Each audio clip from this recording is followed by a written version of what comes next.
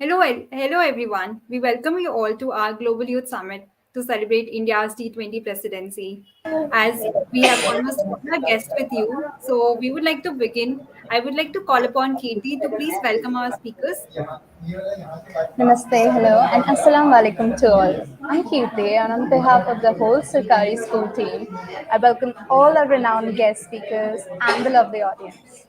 Thank you for taking the time to join us today. So, in this panel, we have six speakers from five different countries. First up, we have Mr. John Dominguez from US. Then we have Miss Laura Ouk-Prabhakar from the US again. Then we have Mr. Saeed Bazroom from Saudi Arabia. Fourth up, we have Chloe Scott from Canada.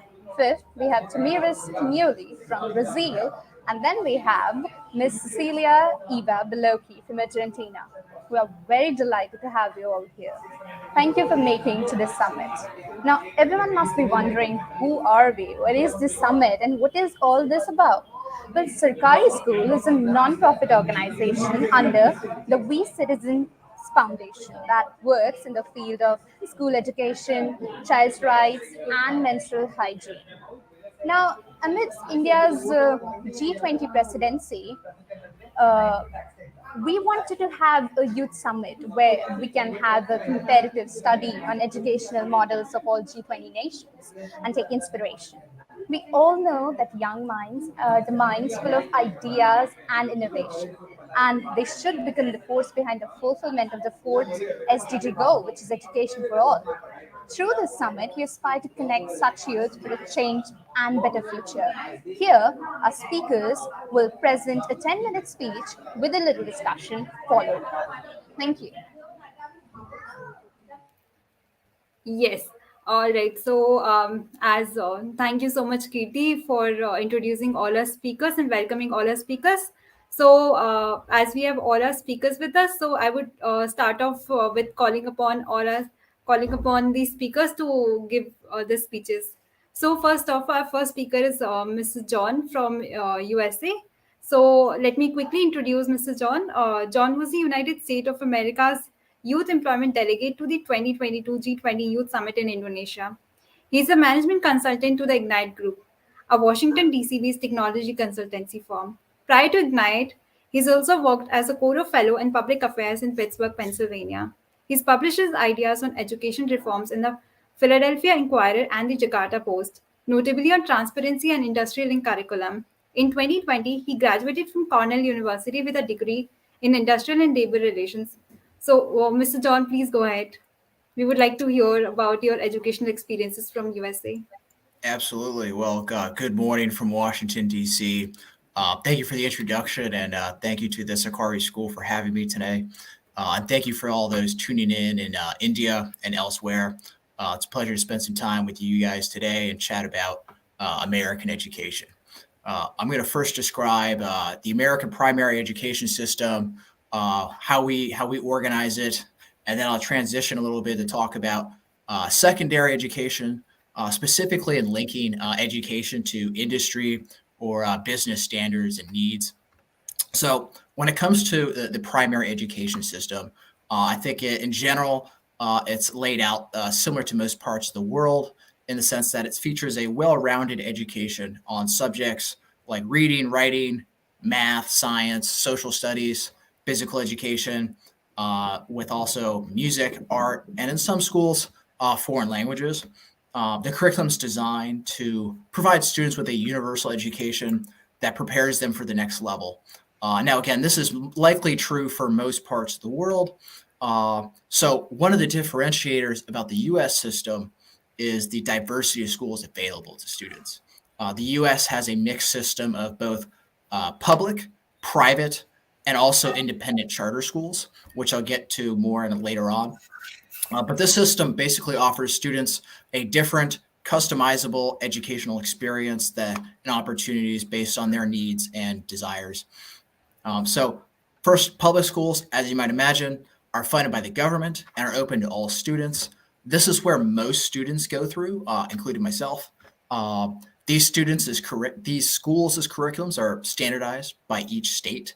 So at the state level, they standardize each curriculum to detail what are we going to talk about. So it's not a national, it's a state-based public school system.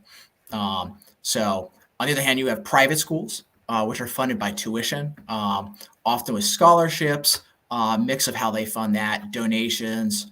And so because they're private and are autonomous from the state, they have more flexibility in terms of their curriculum policies. Now, one of the distinguishing qualities of our system is the emergence of charter schools or independent schools. These schools are publicly funded, but they're independent in the sense that they live under the terms of a charter. Think of a charter as like a constitution or a document that is then established by a local or a national authority. So a local or national authority draws up this charter, says you can operate under these conditions.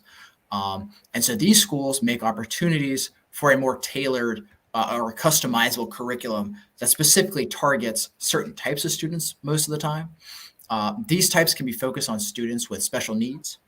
Maybe it has a music-focused curriculum where you don't just have a music class, but you say the history lesson plan or the physics class lesson plan integrates music into that lesson plan all around the education. Or you can have one that's focused on the sciences. Maybe you have more of a science-focused charter school, or maybe you have a very history-centric school. I know a school that was very focused on African-American history, for example. So a second differentiating feature about the U.S. primary education system is that it places a strong emphasis on parental involvement and community engagement. Many schools have parent-teacher associations, or PTAs. PTAs are basically the linkage between the school and parents, where parents and teachers come together and discuss issues going on in school. They also come to organize events such as dances, school dances, and volunteer opportunities. Think of these as maybe like getting chaperones for field trips to support field trips around for the school, for the students. Setting up fundraisers to raise money to fund school programs. So think of PTAs as like the vehicle for parental participation in their child's education. So that's kind of an overview of our public, private, independent kind of system and our parent-teacher association model. So let's talk about a little bit of like our limitation in our system. And I think that one that tops the list is the severe testing regimen that we have in our system. Now, first, we must recognize that we still need tests to check the learning progress of our students over the year and over the years. But the overwhelming number of tests are to the point where it, number one, makes students dislike school, undermining their desire to learn.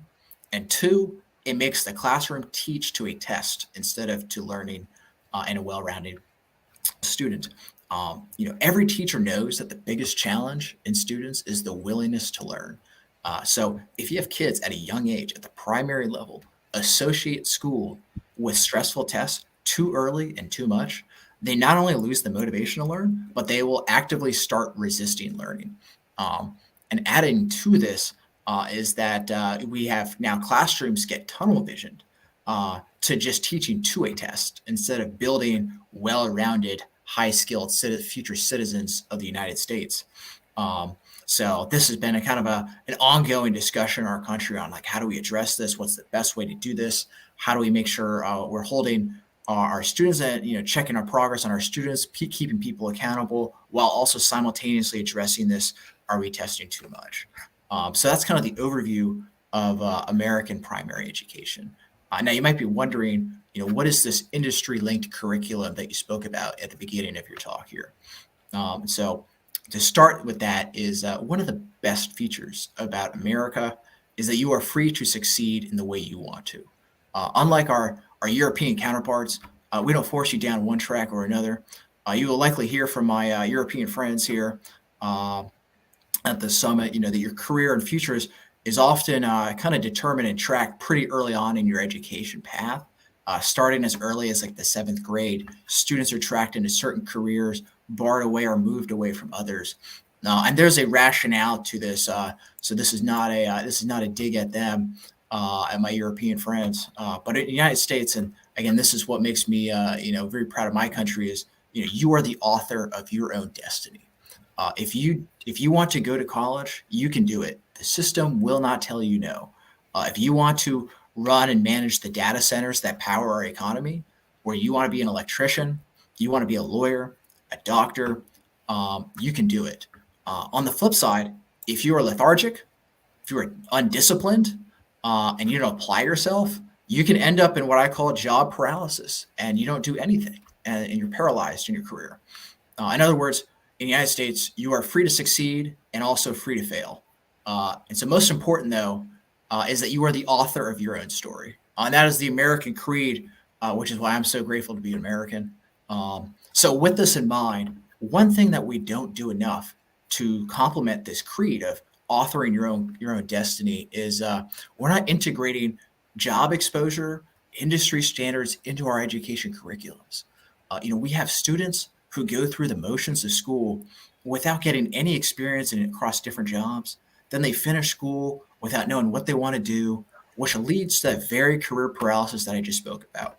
And so you can imagine that being a problem. And so adding to this, in some schools, students finish school but don't even have the skills that employers are looking for. This means that employers lose out on workers and students lose out by struggling to find employment. So how do you solve this gap? So what we need is education institutions to partner more with industry leaders and likewise to help shape the learning agenda in our school. In other words, we need to better teach the skills needed in our workplaces. This approach means engaging education stakeholders to build what I call an industry-linked curriculum, complemented by increased shadowing opportunities and internships.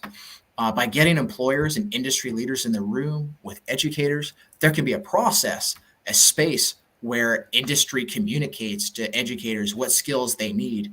And then educators can do their job of using their creativity and shaping and tailoring a curriculum that meets those needs.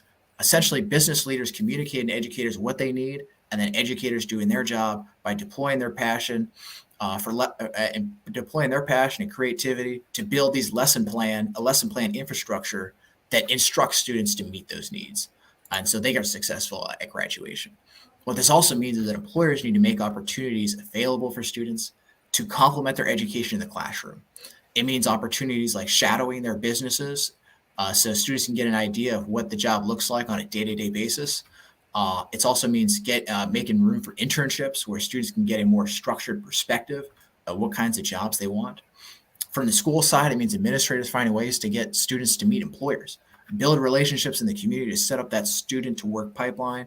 These shadowing programs also do not build themselves. It takes engagement and relationship building. So students also have a responsibility. We cannot forget, putting responsibility on our students. They have the responsibility to take initiative and meet those employers, build those relationships on their own to get those shadowing opportunities. Ultimately, as we say in America, you are the author of your own destiny. You are in charge of your education. And what this also means is it comes with responsibility. You can't expect everyone else to do the work for you. And that is the beauty of an industry-linked curriculum. It means students, educators, employers, all working together to shape those jobs of tomorrow. So I hope this overview is useful for everyone in this room. And how we're thinking about how we should build our modern education. So with that, I'll yield the floor. So thank you. Yes, moving forward, we have somebody who would like to ask a question. Thank you, John. That was indeed an extremely insightful and valuable lesson. It was pleasure hearing you. And I have a question for you. I would like to ask, what is USA's educational system is doing to make it more inclusive? Yeah, I mean, there's just a lot of different methodologies on this in terms of inclusiveness. We have again these. I think one of the issues is our public schools are a form of are selected. You get funneled into your public school based on your zip code. Your zip code is basically a geographic address. And you can imagine that there are certain geographies that have wealthier tax revenue that can support those public schools. This has been a big issue in the United States in terms of how we construct our public school system. So this is kind of where the charter school movement has also really emerged, is because in public school, the idea is you don't get to choose your school. But in actuality, people move to certain areas, certain neighborhoods to choose their public school. And so charter schools are a way to get people in those low income backgrounds who don't get to choose. They don't really get to have much flexibility in where they're located, right? They don't have the money to pick a neighborhood to put their kids into that public school. And so the charter school movement is really trying to address this by saying, hey, look, we're not geographic dependent. If you want to enroll in this program, you are free to do so. We want your kid here. And so it's one way, the charter school movement is one way to get kids, students out of failing schools, out of schools that are not teaching them and giving them the education that they're able to, I think they're entitled to. And so the charter school movement is a way to, it's almost like a loophole to get your kid out of maybe an underperforming school. And so that's kind of the gist of where the birth, the genesis of that movement is. And, it's a way of, basically just school choice is the branding, if you will, that it gets promoted in the national discourse is, again, you're choosing your school, getting kids out of underperforming schools. Thank you so much, John. Now we would like to call upon our next speaker. So our next speaker is Ms. Tamires Camioli, representing Brazil. Tamires Camioli is a 27-year-old public policy manager. She is a specialist in neuroscience, education, and child development who graduated with the aim of transforming Brazilian children and young people's paths through educational policies.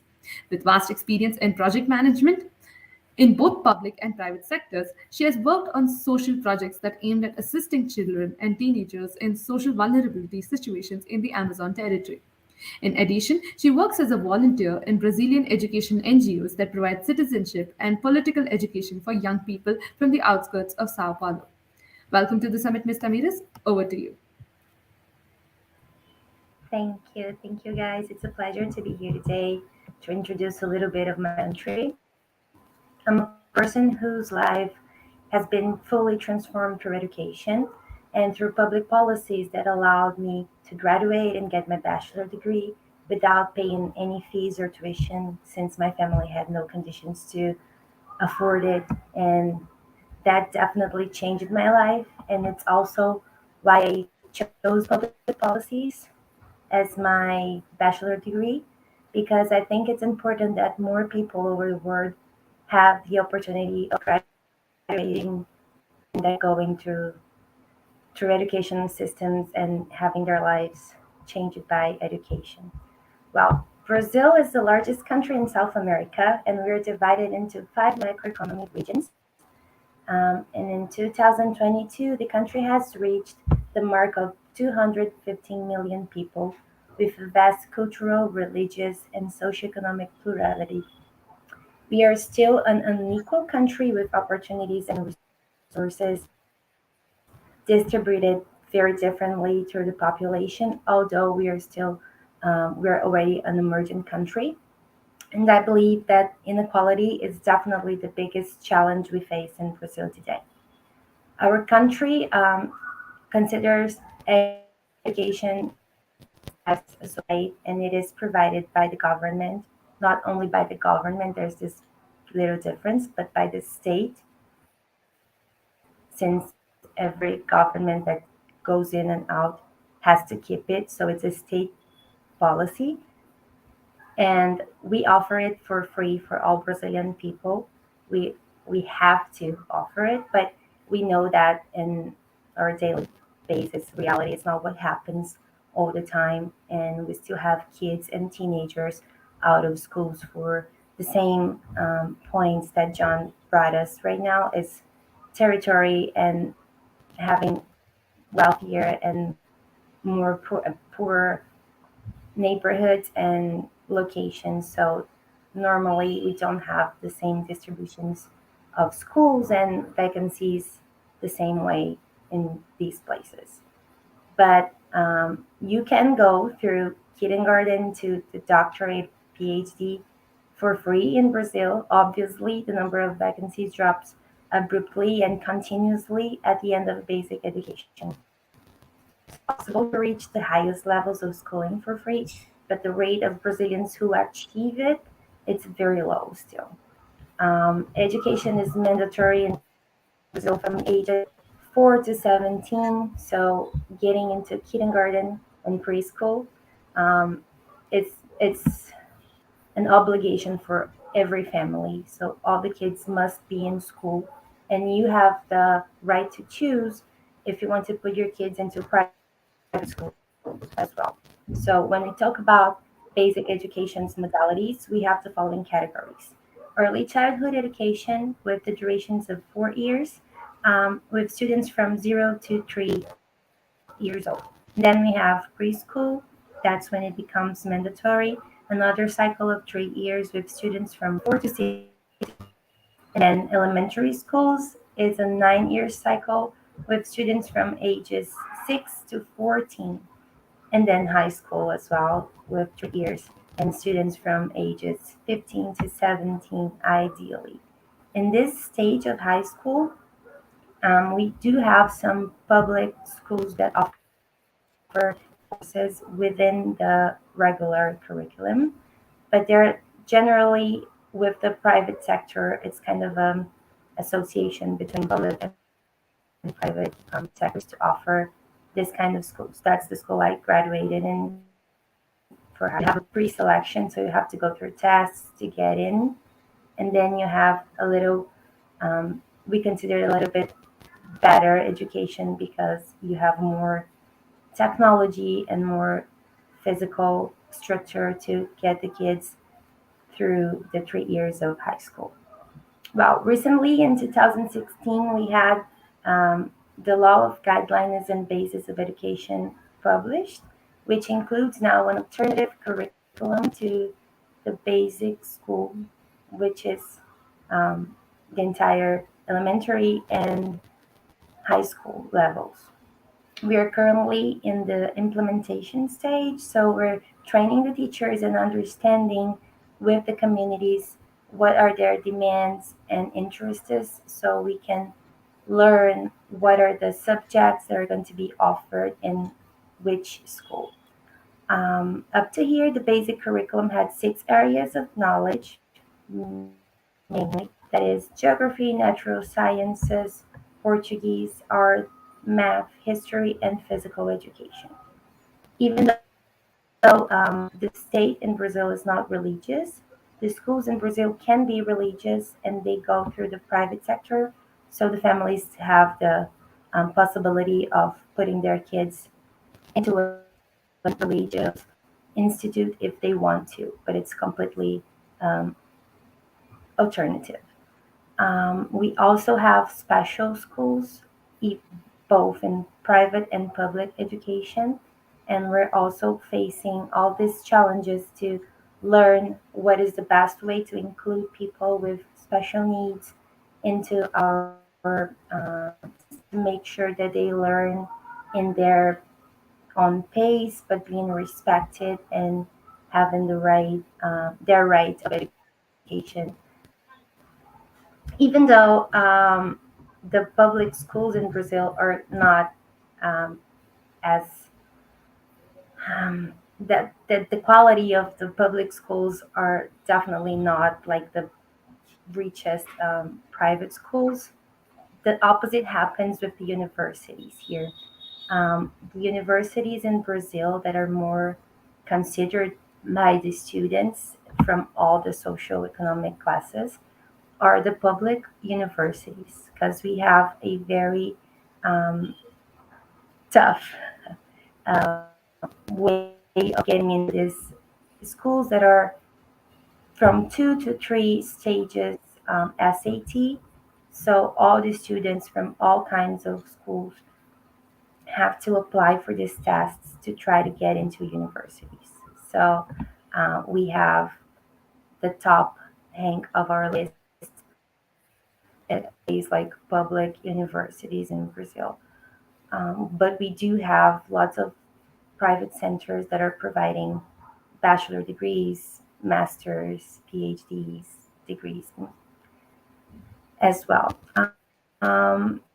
In points of attention, I would say nowadays are the training and updating um, for teachers because most of them have been graduated long ago and as we have new needs and changes in our system all the time, it's a challenge. If you think about Brazil being this huge territory, we have challenges into making sure that all these regions and cities and states can, get all the training and updating, providing education to all the kids as well. Also, I would say that we still have a lot of children without daycare vacancies available for them. And it also affects directly their families and the possibility of social change, because when you have these families being in remote zones of the country, far away from the big cities, they're generally the people more affected by vulnerabilities, and not having these kids in school also affects the possibility of parents to go to work and to their incomes and their situation in general.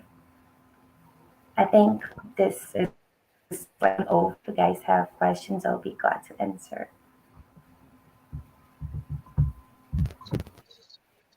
Thank you, Damaris. Again, we have a perspective about education.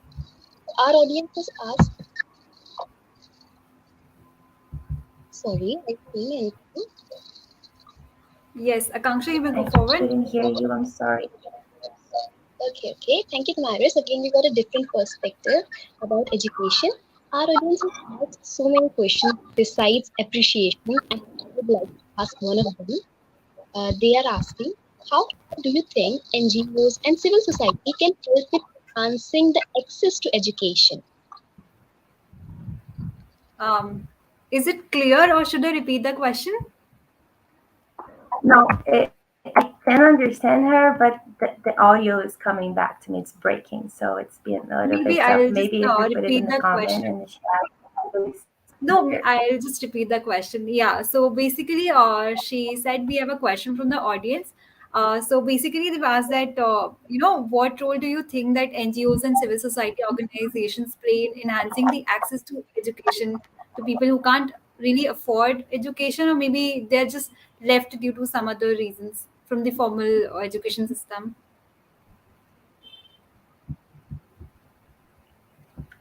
Guys, I can still hear you. I'm just like, I have it breaking back to me. I don't know if it's a connection or something Okay. else, but maybe we Maybe can then type we it in the may. chat. Sorry. Maybe we could type it in the chat so I can see it, because it's breaking. I don't know if you guys can hear me clearly, but the audio coming back to me is really breaking. Yeah. Oh, sure. We will just type it out for you. No problem. Okay. Maybe in the meanwhile we could proceed with other speakers, and then we may come back to you with the question. Okay. Yes. Samabi, please call upon our next Yes, speaker. sure. So thank you so much, Tamiris.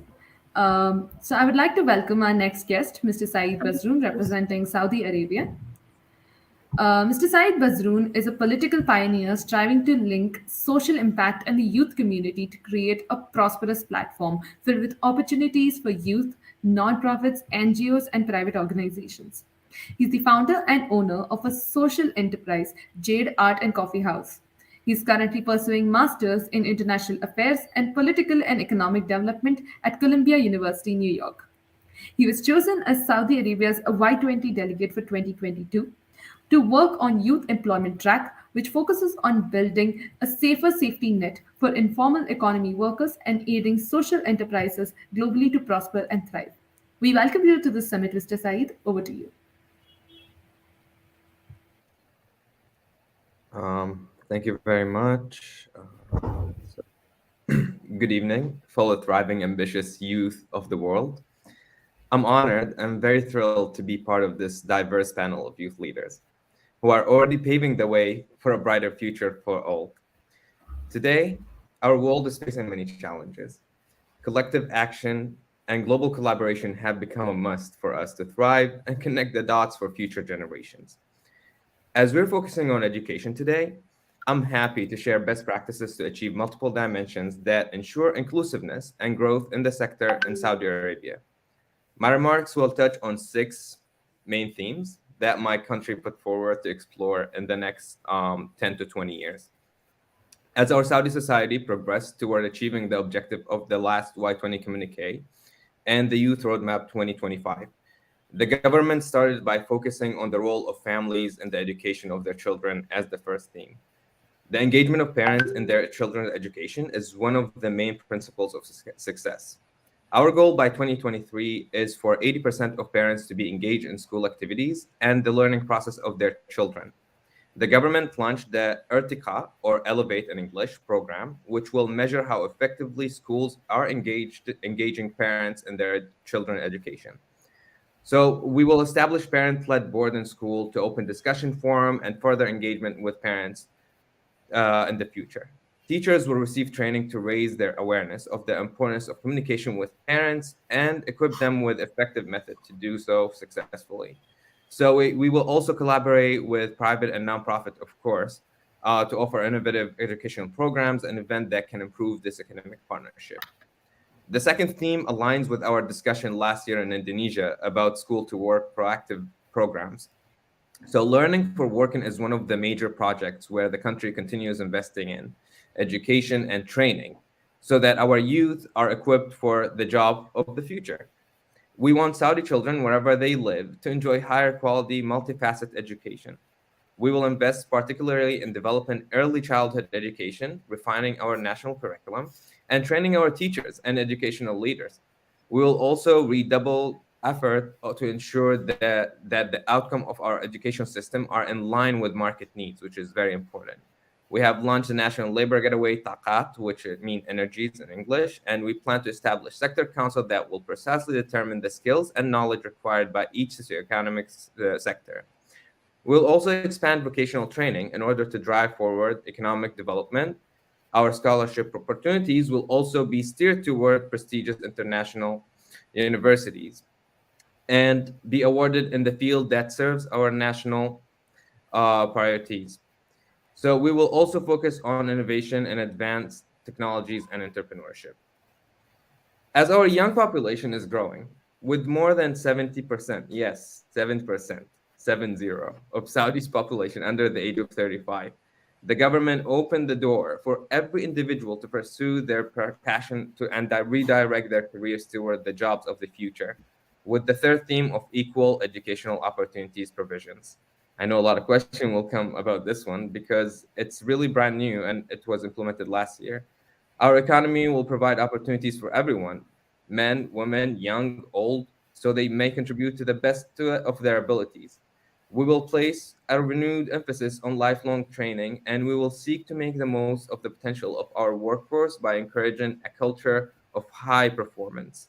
These efforts will be coordinated by the recently established Job Creation and Anti-Employment Commissions in Saudi Arabia. One of our most significant assets is our lively and vibrant youth. We will guarantee their skills are developed and properly deployed.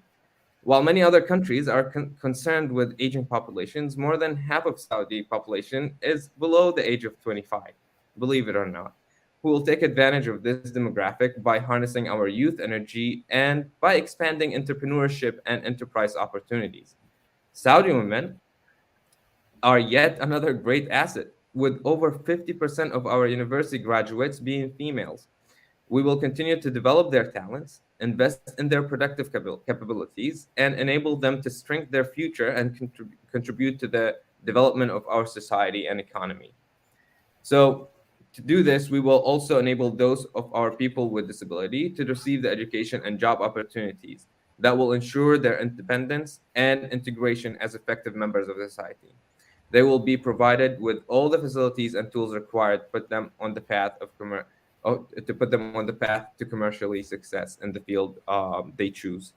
This will ensure inclusion, of course, but we need to push further. Education is one of the main pillars for economic growth, and as Saudi leads the ladder of economic growth within the G20 countries for the years 2021, and 2022. Our vision pushes for more contribution from multiple sectors, especially education. We will close the gap between the outputs of higher education and the requirement of the job market. And we will also help our students make careful career decisions while at the same time training them and facilitating their transition between different educational pathways. So in the year of 2030, we aim to have at least 5 Saudi universities among the top 200 universities in international rankings. We shall help our students achieve results above international averages in global educational indicators. To this end, we will prepare a modern curriculum focused on rigorous standards in literacy, numeracy, skills, and especially character development, which is very needed in today's market. So we will track the progress and publish a sophisticated range. Honestly, I've seen the ministries already working on these publications to gauge where the education outcome and to show year-on-year improvement. We will work closely with the private sector also to ensure higher educational outcome are in line with the requirements of the job market that they propose. We will invest in strategic partnership with apprenticeship providers, new skills councils from industry, and large private companies. And we will also work toward developing the job specification for every educational field. Furthermore, we will build a centralized student database tracking students from early childhood through the K-12 and beyond. And this will happen in order to improve education planning, monitoring, and evaluation and outcome to measure how effective our strategies are. The fifth dimension will drive the private sector to grow and get more engaged with the public sector to deliver enhanced and more comprehensive services. Privatizing our government services has already started with the health sector in 2022 and will continue to reach the educational sector, and we're very excited about that. Although we believe strongly in the important role of private sector, it currently contributes less than 40% of our GDP. To increase its long-term contribution to our economy, we will open new investment opportunities, facilitate investment, encourage innovation and competition, and remove all obstacles preventing the private sector from playing a large role in the development. We will continue to improve and reform our regulations, paving the way for investors and private sectors to acquire and deliver services such as healthcare and special education that are currently provided by the public sector in Saudi Arabia. So we're seeking to shift the government's role from providing services to one that focuses on regulating, monitoring, so we can build a capability to monitor the transition that we're planning to have. So the last theme that I want to share with you, it goes along continuous trend of the effective digital transformation in public services, which creates strength within the delivery of the Minister of Education in Saudi Arabia. We have made remarkable progress in e-government. The scope of online services has already been expanded over the last decade to include employment programs, online job search, e-learning services, traffic, passport, civil affairs, online payment services, online issuance of commercial registers, among others. So this has improved Saudi Arabia ranking on several global indicators. In the UN e-government index, for instance, we ranked 36 in 2014, up from 90 in 2004. So we will expand the scope of current online services further to include areas such as geographic information, healthcare, and education. So the quality will be improved by streamlining processes and diversifying communication channels. We will also support the wider use of online application in government agencies, such as cloud application, data sharing platforms, and HR management systems. Finally, we will strengthen the governance of online services within the government itself. To conclude, our youth believes in the importance of education to overcome pre-existence and prevent emerging inequalities. We need to offer an all-inclusive perspective of public policy while maintaining our Saudi identity, respecting local, national, and religious values, and communicating with a global understanding. And with that, I would like to thank you for having me, and I'm open to have any questions regarding any of the themes that I shared with you today. Thank you. Thank you so much, Sai. for this interesting points that you have made with respect to the Saudi Arabian education system. I'm sure that our audience has learned a lot of information about their system. So I would like to add just one question. Like, do you think that discussion over education has been now reduced much to the discussion over employability? I mean, the whole discussion over education has reduced to a discussion over employability. Honestly, this is a great question. I feel whenever we're talking about education, whether in Saudi Arabia or any other country, we always have to bring the issue of employment. Probably more now than ever. Our generation, the upcoming generation, is very concerned about the AI boom, the tech boom, and also a lot of other aspects regarding employment of the future for the future jobs. Green jobs are emerging. So it's really, really hard to just like concentrate our focus on educational reforms or educational policy without mentioning employment and the future of employment. They go hand in hand, and I believe there's always a way to connect both, and in many, many ways. And I believe last Y20 in Indonesia, John was with me, and our track was focusing on employment, youth employment, and two big chunks of the policies that we proposed and discussed were related to education and related to employment. And most of the time, we were linking both together when we were writing the policies.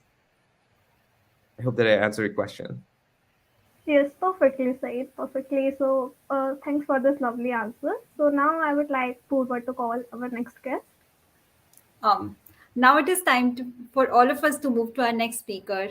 Moving on, let us all welcome Miss Laura Ouk-Prabhakar from the United States of America. Let me introduce our speaker. Laura is a Southeast Asian educator in Chicago. She is an advocate for racial, economic, and immigration justice. Born in France after a family fled from the Cambodian genocide, they later resettled in Chicago. Laura is the first in her family to go through the American public education system. She holds a BA in Educational Studies and MA in Teaching from the Raleigh School of Education. Laura has over a decade of experience in various educational settings, from elementary to high school to school administration. She's been actively involved with the advocacy for the inclusion of Asian American history in school curriculum across the country and its implementation in several states. So, yes, Laura, please go forward. Thank you very much. I actually have a presentation. Am I able to share it? Yes. Okay, wonderful. Here it is. Alrighty. All right, can everyone see my screen? Oh yes, perfect, now I see it. All right, hello everyone. Thank you so much for this opportunity. My name is Laura Ouk-Prabhakar. I'm the education officer for the U.S. ASEAN Young Professionals Association. So we are an association that envisions increasing the number of Indo-Pacific leaders through diplomacy, capacity building, and conflict transformation. Our goals include career development for young professionals, investments within local Southeast Asian communities, and strengthening the long-term impact and cultural competency.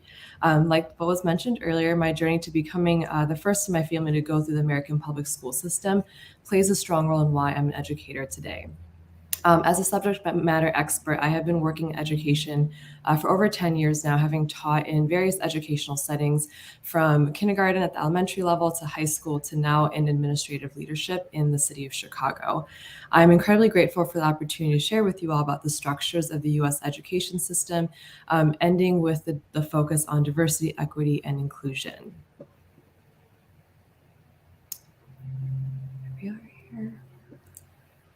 All right, so in terms of structurally how our U.S. education system is, we typically have K to 12 education, K standing for kindergarten, starting usually around the age of 5 years old and ending around the age of 18 years old, representing 12th grade. The system is broken up into 3 stages. We have elementary school, which is usually grades K to 5, middle school grades 6 through 8, high school being grades 9 to 12. Testing takes place throughout the years to ensure academic growth. At the end of high school, students are provided with a grade point average, or what we like to call a GPA, which is an average of the results in all 4 high school grades, which help guide their next step into either college or the workforce. Although it's not a standardized qualification, many high schools also issue a high school diploma on satisfactory completion of 12th grade. And then the types of the K-12 schools, we have public, magnet, charter, private, and homeschooling being really the primary ones. Public is the traditional school that many of us grew up going to. The school district accepts and teaches all children living within the district's boundaries. Magnet schools are public schools with a special focus, specifically either in STEM or sciences, arts, and etc. And they accept students from the entire district. As a public school, magnet schools are free for residents and must teach all students there. And then we do have charter schools that are public schools that are not run by the local school board. Instead, a board or local or an organization runs the charter. Charters are free from certain district policies, including some labor policies, and they are free for residents to attend and enroll students from the entire school district. And then private schools are, as they sound, privately run and funded, usually through student tuition and fees. Most are either independent or run by their own governing board. And then lastly, we have homeschooling that has grown greatly in the last few decades, where students or children are educated in the home, usually by the parents. Homeschooling varies greatly from state to state. In most cases, parents must inform the state that they're homeschooling and then pick a curriculum, report attendance, and show student academic progress.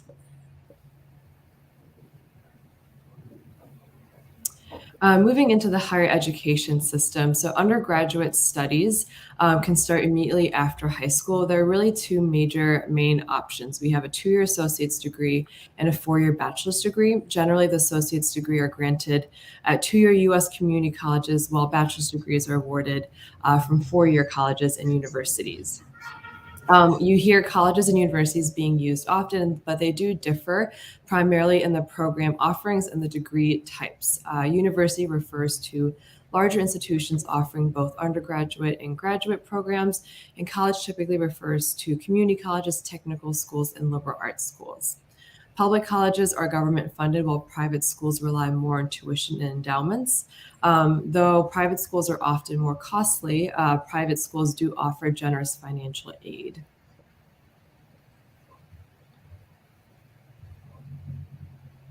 Okay, now going back into K-12, so we have something called the Common Core standards, or often just referred to as Common Core, and they are essentially a set of uniform academic standards for K-12 math and English language arts.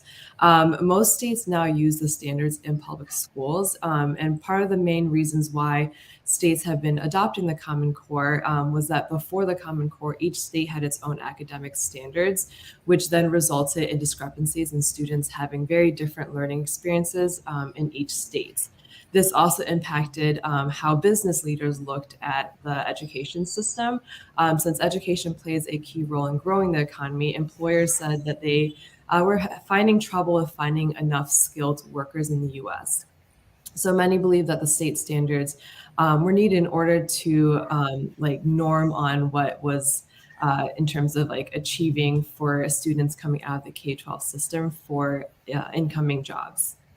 The concern of inconsistent standards resulted in both state governors and also education leaders creating the Common Core standards. The goal of the Common Core is to help students graduate with skills that they need in order to succeed both in college as well as also the workforce.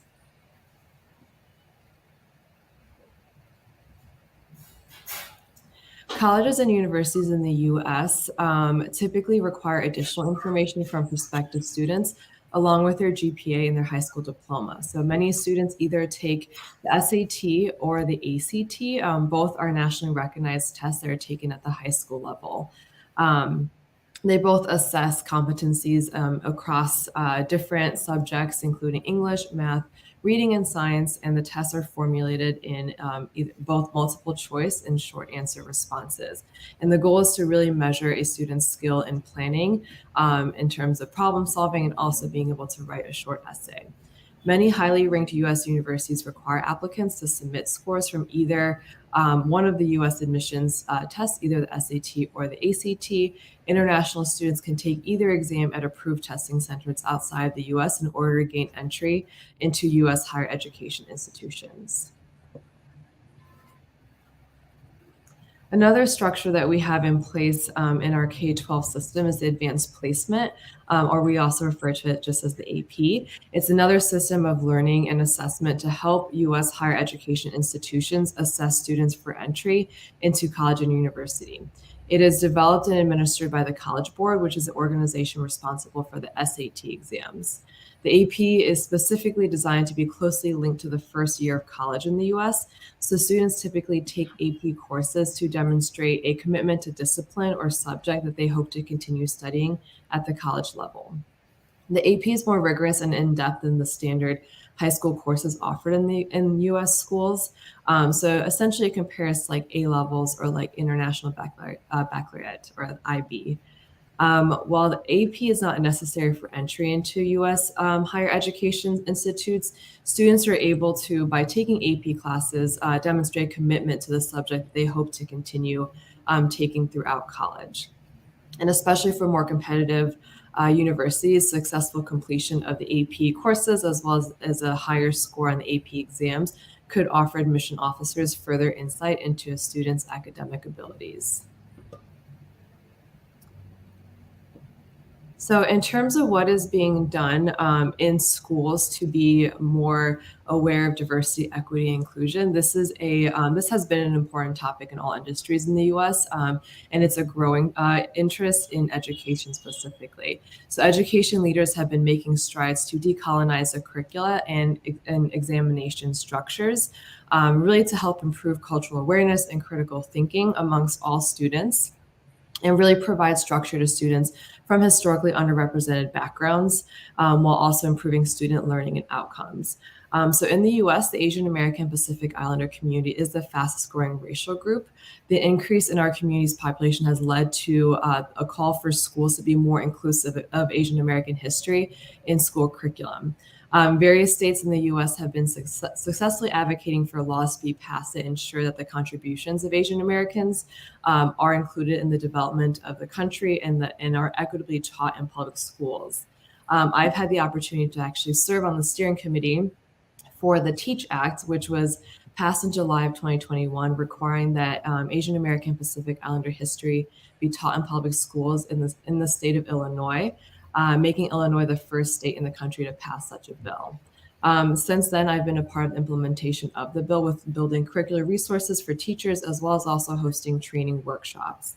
I also work with the Asian American Education Project, providing resources and trainings on how to better incorporate AAPI history in the school curriculum for teachers across various states in the U.S. In regards to spreading more awareness on my own community in U.S. school curriculum, I have been collaborating with other educators in the development of a Cambodian genocide model curriculum for a school district in California that does have a large Southeast Asian, specifically Cambodian population, to be implemented starting next school year.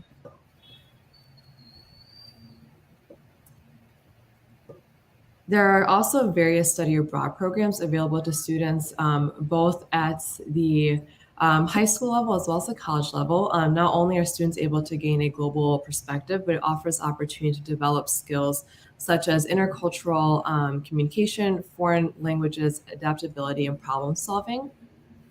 We have programs such as Young Southeast Asian Leaders Initiative that target emerging leaders from Southeast Asia to come to the U.S., where they're able to learn more about the diaspora in the U.S., along with strengthening skills in leadership development, networking, and cultural exchanges.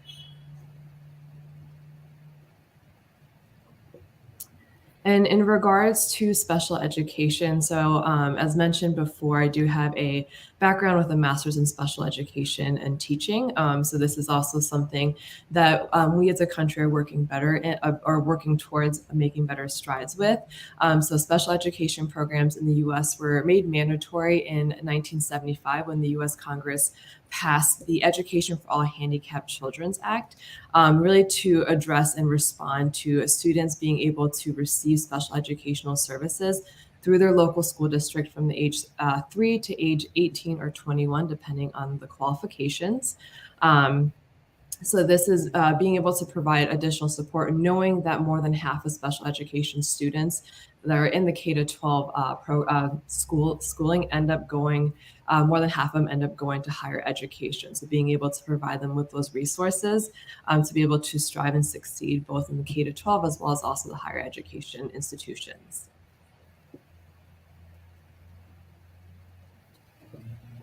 And then we do have a growing population of English language learners. They constitute right now 9% of all public schools in the country. And that percentage, like I mentioned, continues to grow.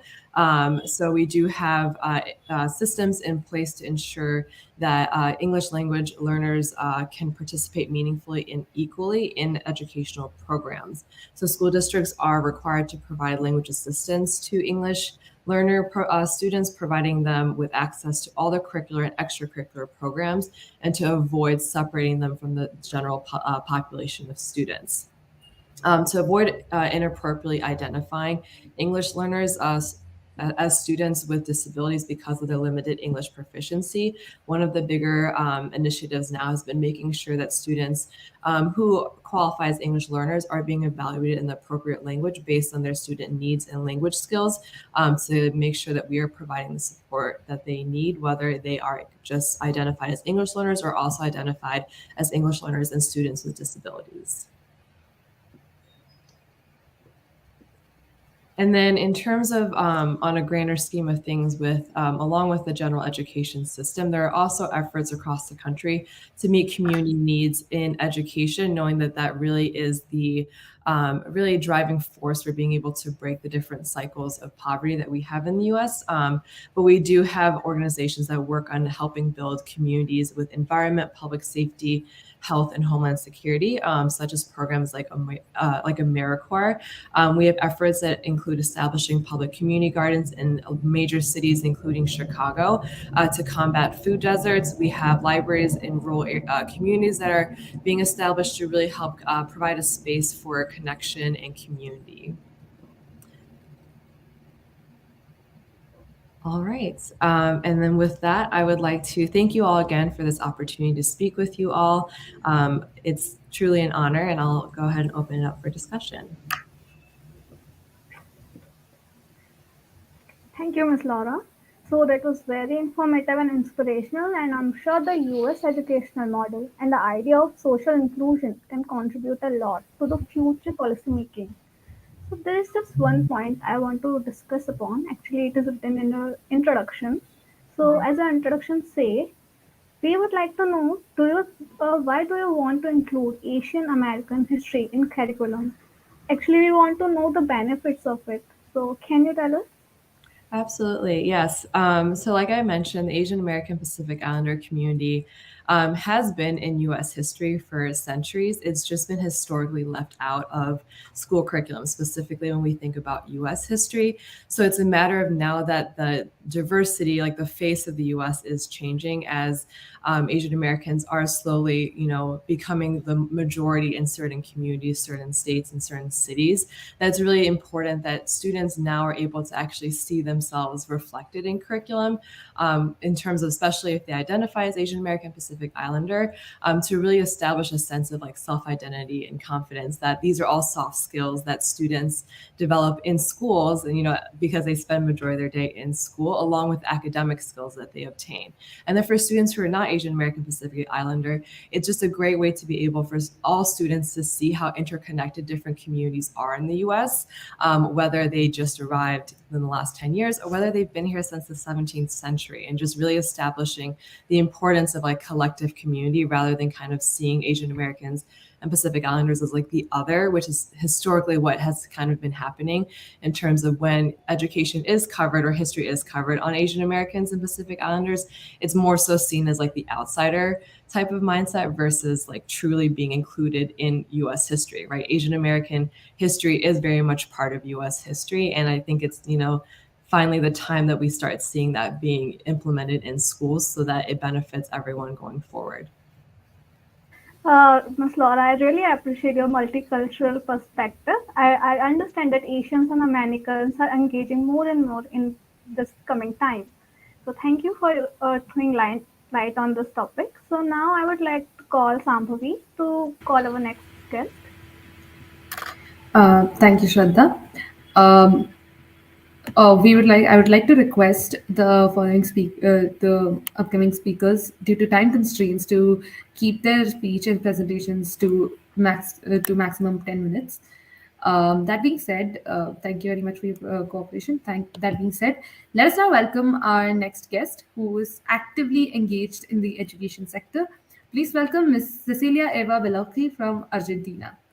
Ms. Cecilia holds a master's degree in evaluation of public policies and a bachelor's degree in educational sciences.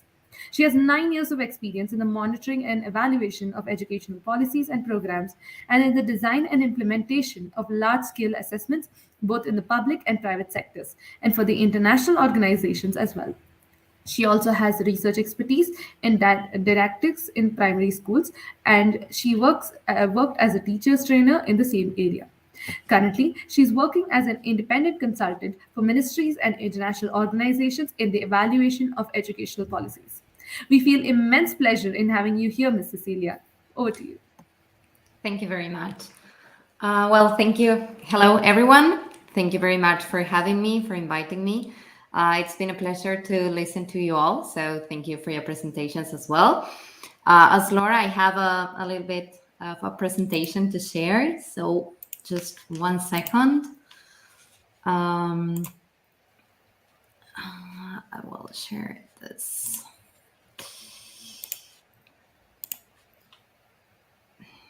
Can you see it now, the presentation? Yes. Yes? Okay, great. So I would like to talk about a little bit about our system, our education system. We have a federal system, so we have one national ministry and then 24 provincial ministries, and each of the provincial ministry is responsible for their own education. So the role of the national ministry is to guide the educational policy in general and to set minimum standards and to consolidate the national unity. All these authorities, they work together in what is called the Federal Council of Education. In this council, well, they discuss the general policies and programs, and they make, the decisions that turns into laws. And so all the provinces have to apply, the new structures or the new assessments or whatever the decision has to do with. And then regarding the levels and the modalities that, as our friend in Brazil said, the state has to guarantee. We have early childhood, primary school, secondary school, and post-secondary school, which includes both tertiary education and also universitarian. All of these education is guaranteed by the state. We have public education in all these, levels. And well, early childhood starts at the age of 4, and then primary and secondary school last 13 years. So we have, like mandatory education from the age of 4 till 18. And then we have 8 modalities in the country that are also guaranteed by the state, that have to do with technical education, artistic education, education for children with special needs, also continuing education for young people and adults, rural education, bilingual and intercultural education, education in context of deprivation of liberty, meaning jail mainly, and also home and hospital education. So this is like the main structure, the levels and the modalities that are guaranteed and how our system works. Because of the time, I shortened my presentation, and I wanted to share with you some of the highlights, about our primary schools. The first one is that we have guaranteed access and retention in primary schools. We have 100% of enrollment rate. So all children that are supposed to be in primary schools luckily are. Then we have a priority learning contents policy, similar to what our friend Laura mentioned about Common Core. These priority learning contents are agreed, upon all the provinces. So we have like a minimum standard and a minimum standard to what all the provinces, all the children in all our provinces need to learn. And our primary school is divided in 2 cycles. The first one has 3 years, and the second one has 3 or 4 years, depending on the province. And this give us like more time and space to manage the contents, the distribution of the contents, and also the results of the students' results, in large scale assessment, for example. So it's not like it used to be like mandatory for kids to know how to read and write, after 1st grade. And now we are considering the whole cycle, like 1st, 2nd, and 3rd grade. And so we have like, more time to manage those contents and priorities and results. Another highlight is that we have a National Secretary of Evaluation and Educational Information. So we have a national large-scale assessments. We have also consolidated our participation in international large-scale assessments. And well, we have a lot of more data available, and we are handling, reports to schools in time and form for them to be able to make decisions with that information. As John said, I think it's also a problem sometimes to have many assessments, but we are still, working on an evaluation perspective and the importance of working with evidence to make well-informed decisions. Then we have a national program of books distribution for students, not for schools. This means that we give children a book for themselves to keep, different books, of course, for them to have and to take them home and share with their families. So we consider this a very important program because we value, that each child, has their own reading material. And then we have, since 2006, we have an integral sexual education law. So from kindergarten till all mandatory school, teachers are asked to incorporate these topics, and they have to do, of course, with rights regarding sexuality, but also with gender perspective and diversity perspective as well, and also what it's called, taking care of their own bodies and also emotions and feelings in interpersonal relationships. So we consider this a very important law, and we're very happy and enthusiastic that it's been applied since kindergarten.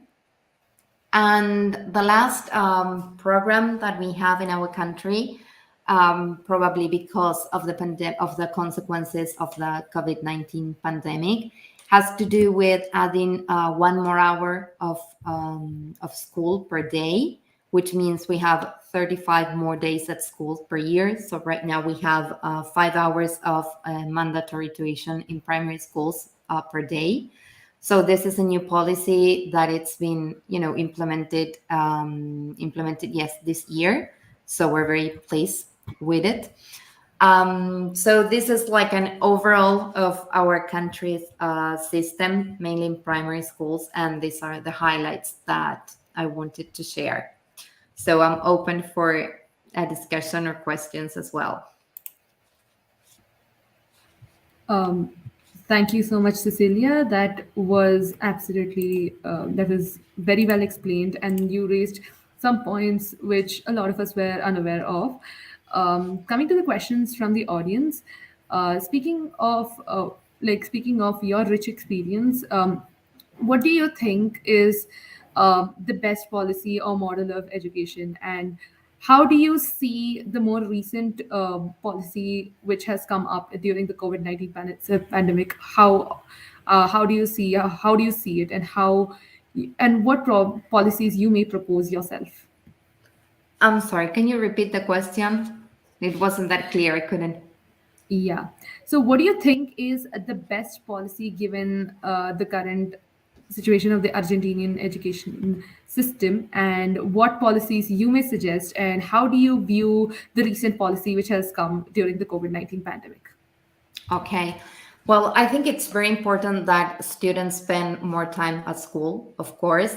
Now we have to work really hard on what we're going to teach them, but it's a priority definitely that they are at school. So I think, well, that's like the main step. And I think like a very good suggestion would be, as it has been discussed, to start really thinking the link between, education and employment. Not necessarily mainly just employment, but like to give children tools to start thinking about their professional path, like as entrepreneurs or as independent consultants, or different professions or types of professions. I think that apart from general companies or whatever we can imagine as the traditional workforce to be, we have to give them tools to start thinking about themselves with different capacities, abilities, with different possibilities, considering internet as the whole world or possible world to work in. So I think that's a main challenge, because we as an adults, we are not even sure about that world nowadays, but I think it is our responsibility to start giving them tools, because the change will accelerate faster and faster. So I think that should be like a good recommendation. That Thank you so much, Cecilia, for a great recommendation as such. Um, so we have come so far, and I really appreciate the engagement of our speakers and the audience. So moving on, last but not the least, our last guest for the evening is Ms. Chloe Scott from Canada. Equipped with an MSc in International Business, Chloe Scott has built her early career focused on policy research and public service. In 2020 and 2021, she had the privilege of serving as one of the 6 Canadian delegates with the Arctic Frontiers Emerging Leaders Program. In her current capacity as executive assistant to the superintendent of schools in her local region, Chloe works within the public school system of British Columbia, Canada. Through this role, she has been learning about systems management, appreciative inquiry, and the important role public governance plays in shaping education for all students. We look forward to hearing your views, Ms. Chloe. Over to you. Thank you so much. And thank you everyone too on the panel for providing your insight today. It's been phenomenal to listen to you all. You're all a tough act to follow, but I will do my best. I am going to share my screen, so please bear with me momentarily as I do.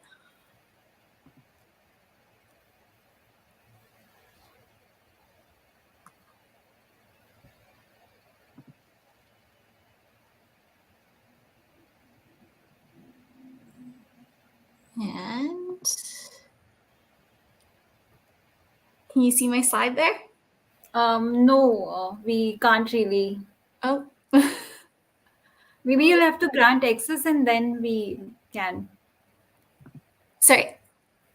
You'll have to grant access from your side and then.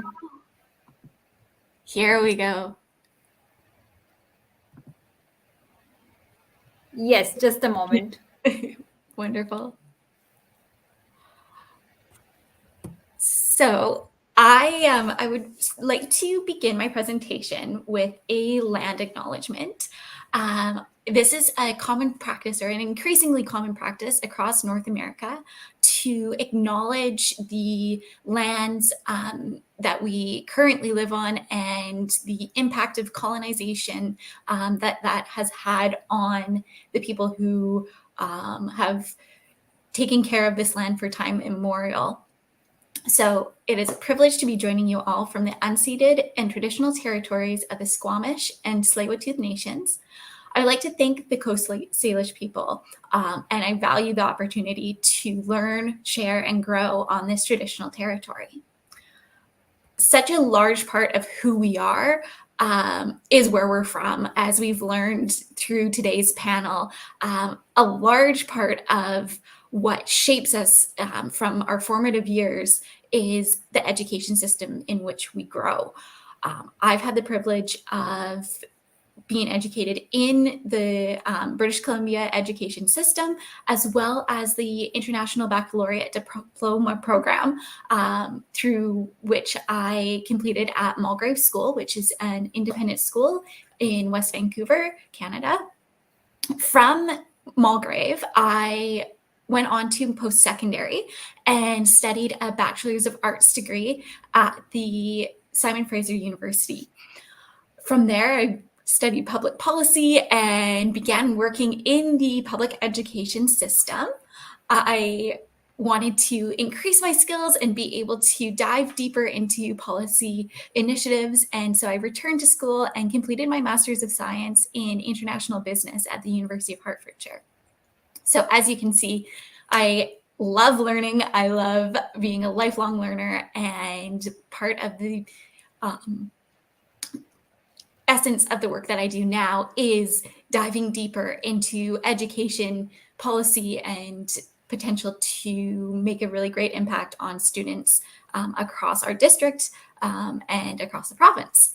So currently I work as the executive assistant to the superintendent of schools in North Vancouver. So similar to what some of you have shared already about your different education systems, Canada has, and specifically British Columbia, is divided up into different school districts in which they are governed by both the Ministry of Education, which is at the provincial level. Then we see school boards that are elected officials come together through the community of that school district.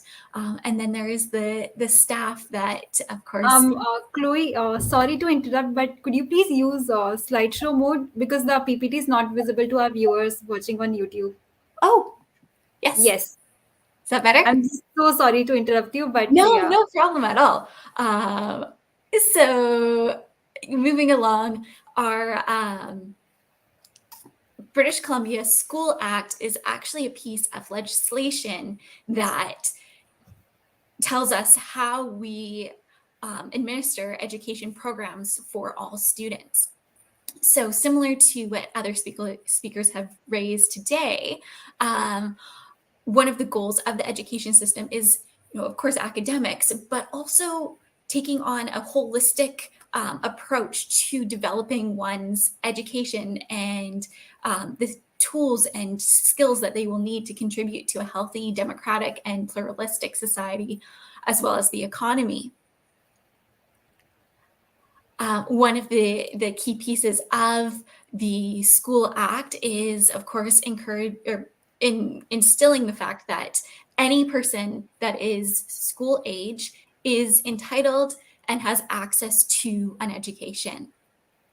The public school system, similar to other programs elsewhere in British Columbia, is free of cost to students. In my realm of work, I am serving in the superintendent's office, and that means that we see a real relationship happening between the corporate organization of the board, the educational components, and the human relations and labor relations elements that make everything together run smoothly, or as smooth as possible. Because I work in the realm of kind of making these three pieces move together, I'm not going to focus today on the curriculum aspect, but what I would like to hone in on is the relationship between legislation and policy. Chloe, sorry to interrupt again, but the PPT was not moving. The slides were not moving. They were stuck. So maybe. Here we go. So can you see? Could you please move it to the slideshow mode so that the presentation mode? I know it's not coming yet. There now? No.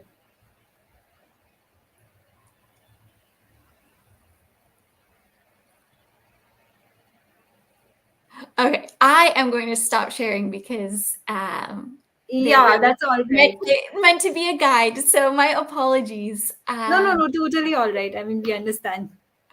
So what I would like to chat with you all about today, with looking at these policy relationships, is to acknowledge that policy cannot supersede legislation. So laws and regulations are used to govern administration, the partnerships and operation of the British Columbia education system. So the overall objection of these educational policies is to provide regulated learning standards that promote student success and achievement across the province. And then, of course, this is similar to other provinces that operate under a similar format. Policies come from legislation, or they can come from the decisions made by elected officials, which I'll talk about in a moment. At that provincial level, we have a Ministry of Education and Childcare. So that ministry is responsible for administering the kindergarten to grade 12 education legislation and setting high-level educational policy.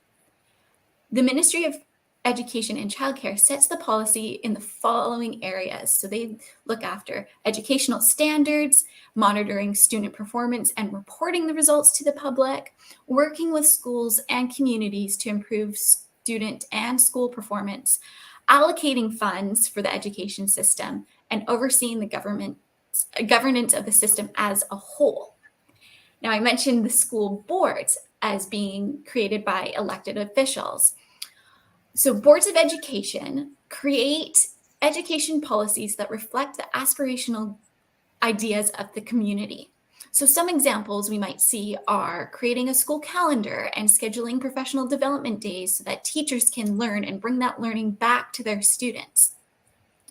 Boards of education work to ensure that policies are in alignment with that piece of legislation, the School Act, as it is so key to ensure that our policy is not trumping the law. Empowering educators to meet the diverse learning needs of all students is a theme that we've seen here today across many different countries, and making sure that diversity, equity, and inclusion for all students is paramount. Boards are also accountable to those that have elected them. We are a democratic society here in British Columbia, and as such, our particular Board of Education consists of 7 members. They are elected on a 4-year term. This year was an election year, so we have in our work been onboarding new trustees who are keen to advocate and support their education system. These trustees have worked collectively to ensure that the strategic plan of the school district is reflected in the policies and the day-to-day operations of each school. So our school consists of over 30 schools from kindergarten to grade 12. They offer a variety of different programs and remain focused on ensuring that students are both educated and receive innovation in their instruction, but that they also have access to mental health and well-being resources, that they are learning how to be environmental stewards and taking care of their sense of place. Each school is wanting to create an inclusive culture. And last but not least, the 6th pillar of our strategic plan in our district is truth, healing, and reconciliation. Policy reform is the process of improving the performance of existing systems and of assuring their efficient and equitable response to future changes. This is a quote from Berman in 1995. And what I love about this is that even though we're now years later, it really brings us back to the idea that policy can serve as a driving force of change. It can either create or remove barriers, and therefore it's so essential that we see policy development act cyclically, so that we know it's never going to be finalized. It's always being looked at through a critical lens, and so that we as community members and products of the public school system can reflect and see where we can make further improvements. With that, I would like to thank you all for your time, and my apologies again for the technical difficulties. I welcome any and all questions. Thank you so much, Ms. Chloe. And about the technical glitches, it's no worries, it's very natural thing. So your speech was the perfect ending which we could have in the summit. And as we are towards the end of this panel and wrapping up of the summit, so let me just quickly pose a question to you. So what is that one thing of the Canadian education system that the world should take a note of, or any of your own proposals which you think the world can adopt? Thank you. That's a great question, and one that I would say goes back to what I'm really proud of in the work that we're doing in our district is the idea that education is about academics, but it's also about learning how to collaborate and create community and inquire, ask questions. I think that's at the root of most education systems that we've heard of today, is that ability to empower students to ask questions and to dive deeper into their own learning. And when you're able to do that, the world's your oyster. Truly said, Chloe. The satiating the questions of kids are the best way to make them teach anything or to make them learn anything. So now I will call Purva to just ask your feedbacks about this summit. Thank you so much. Firstly, I would like to thank all of our speakers to taking out their time and making it to our virtual summit. And we're really humbled and grateful that you said yes for participating in our summit, and that really means a lot to all of us at Sarkari schools and WeCitizens Foundation. So maybe I would just start by asking Chloe how was her experience in this of attending the summit, and maybe what are your views about this initiative of ours? Oh, it's such an absolute pleasure to have joined you all. I feel like everyone here has brought such great insight, and I'm really grateful to the organizers for bringing us all together. And it's interesting to note, I feel that across all of our countries, there's many similarities, and that we can dive deeper into many of these topics, and you could have 100 summits. Thank you so much. Maybe moving forward to John, maybe we can hear from John. What are your experiences, and did you really enjoy our session, and what are your views on the initiative that we have taken at Sarkari schools in inviting all the speakers from the G20 countries? Yeah, I think conferences like this are the space for everyone to sort of share what they like, and what they're trying to address. A set of priorities. I think as we learn in the classroom, in school, classroom discussion is always integral in learning from others. I think having that comparative understanding of other countries is how you inspire new ideas and keeping your system fresh. Spaces like this are just I think are the genesis of inspiration for new ideas, and I really appreciate you guys taking all the time and doing all the logistical work to work with 20 different time zones to make conferences like this happen. So we really appreciate that, and we're looking forward to seeing India's G20 this year. We're very excited to see them, and just let them show and shine everything in India. So very, very pleased to be here. We are so humbled. I mean, really means a lot to us that you people enjoy the summit. So moving forward, maybe we can hear from Tamiris. What are your experiences and what are your views about this initiative of Sarkari School?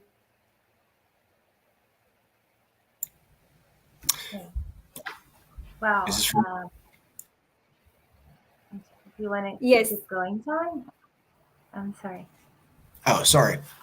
Yeah, I think. Oh, go ahead. Sorry, the mic's like cutting out. Yeah. Okay. All right. Can you hear me? Yes, you're audible totally. Okay. Perfect. Perfect. It was cutting out. Apologies for that. No, I think what you guys are doing is right on target. I think what you guys do in your programming is exactly what India needs, and it's really shaping the future of India. In the United States, we talk about a lot of what's going on in India. At least for myself, it's truly going to be. I think this is the century of India. I think by the time I'm 50 years old, it's truly going to be the country in the world, the most populous country in the world. Lots of students out there, abundant students out there who need support and deserve that education to graduate people from humble beginnings. And the drive of the country is clearly trying to I think they're on the right track. And so I think this program, this school is really trying to fit that mold and be part of the solution. Thank you so much for your kind words. Now moving forward, maybe now we can hear from Tamiris about her experiences. Sure. Again, thank you. I use John's words of mine. It's very important what you guys are doing. And as a person who also works for NDO in the sector and education, I know that this is challenging and it is something that it's meaningful and makes a difference to all of our population. I would like to compliment saying that I think education is the only way we can change our status quo in society as well. And I'm speaking as a young woman in an emerging country. If we're not educating our young people, we're always going to have the same trouble over and over again. So I think this is the most powerful way of revolution in a very good way to all of the world. And I think that keep improving education is the solution for many of our problems in the world. Making sure that all of the people can get into their educational systems and completing them with quality and with all the resources that are needed for them to accomplish it. It's very important. It's hard. It's a very hard work, and I take it as I said it before. In Brazil, we have very remote regions far from the urban centers where our indigenous people are, our native population is located, and it's very important that we also respect all the cultural aspects of these minorities into their educational systems to make sure that it's effective and respectful to them. So thank you for the opportunity of sharing a little bit of my country, and thank you for doing what you guys are doing in Sarkari School. It's very important. Thank you so much. I mean, earlier we lost connect with you. You could not hear our question. So that sort of also answered the question that we had. So thank you so much again. So now moving forward, maybe we can hear from Saeed. I saw it was Sorry? sorry. I saw it was about there was a question from the audience asking about special needs and inclusive education, and the answer is yes. I think as we're having more access to information and improving the education system, education is itself improving as well. Yeah, thank you so much. Okay. So now moving forward, maybe we could hear from Saeed. What have been your experiences in attending this session and what are your views about the initiative of Sarkari School? basically, it's really important to inspire in a global level. Initiatives like these, especially just before the preparation for the upcoming Y20 and the G20 in India, are very crucial and important. You need to share ideas, especially when you get really creative and innovation across countries, because what might work for someone might work somewhere else also. I truly believe in collaboration, bringing people from every corner of the world in one place and just let them share what they have can inspire in the long term, not just in the short term, the couple of hours that we're here. um, Something that someone say to you might really inspire you to create a system that's going to help millions of people. I believe in these little things and I believe in these interactions. And I truly believe in youth leading initiatives, especially in the field of education, because honestly, we owe that to the upcoming generation. We owe them a very inclusive system. We owe them a better understanding of what education really means. Um, I'm really happy to be part of the summit. I was so, honored and proud of everything that you guys shared and your outlook. And I'm really, excited for our future, all of us, as, global youth. And I feel we're on the right track, seeing all these spaces and all these thoughts and all these initiatives, especially from you guys, Sarkari School. I'm pretty sure that you're going to do very well in the Y20 if you engage with them. And best of luck. Thank you very much. Thank you so much. I mean, those words are really, they really mean a lot to us, and they give us hope that we can pull off something like this in future. And really looking forward to having future engagements with all our speakers. So now moving forward, maybe we could hear from Laura. Yes, Laura, please share your experiences. Absolutely. Well, first, I kind of want to echo what everyone's been saying. Thank you again so much for this opportunity.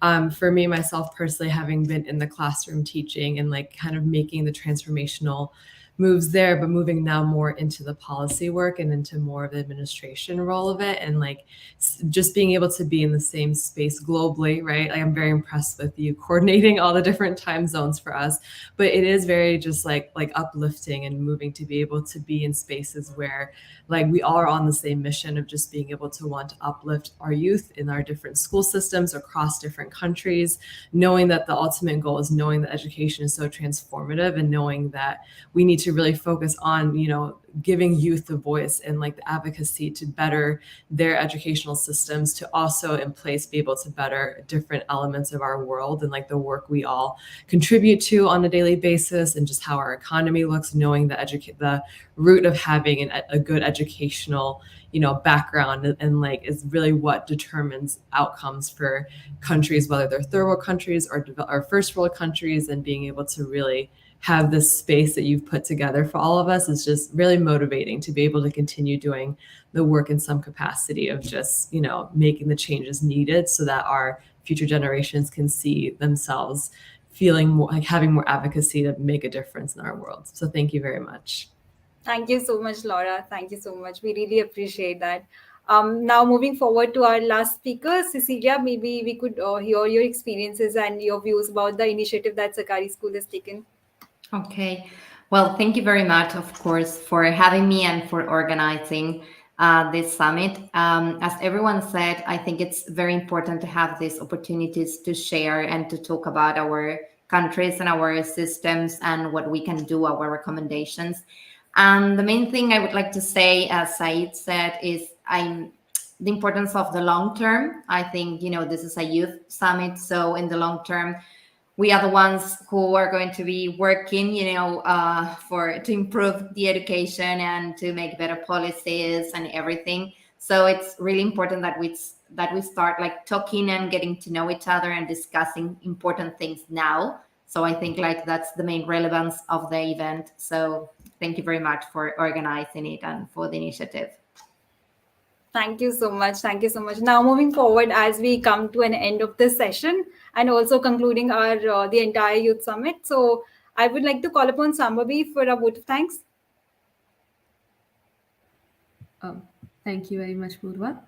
A very good evening to everyone present here. I am Sambhavi Vasudevan, and it gives me immense pleasure to present the vote of thanks on behalf of the WeCitizens Foundation and Sarkari School. I express my gratitude to our dedicated speakers and curious audience for making this session so engaging.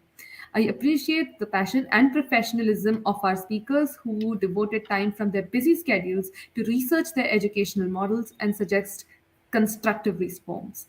You have contributed to making a difference you will see in the near future, which will not only make our education globalized but also strengthen our relations. Looking forward to hearing you speak again and collaborating for our future endeavors. Thank you very much. As Thanks a we lot. wrap up Yeah. this Thank you session, I all. would like to call Shraddha to for some closing lines, some closing statement. Yes, I actually wanted to say that I really love the way we all are here in the summit, and I really love that how people from different nations actually we are having these summits from the morning. So I love how we are connecting with different nations, and these summits not only connect us to achieve a similar goal, but it also connects us as people.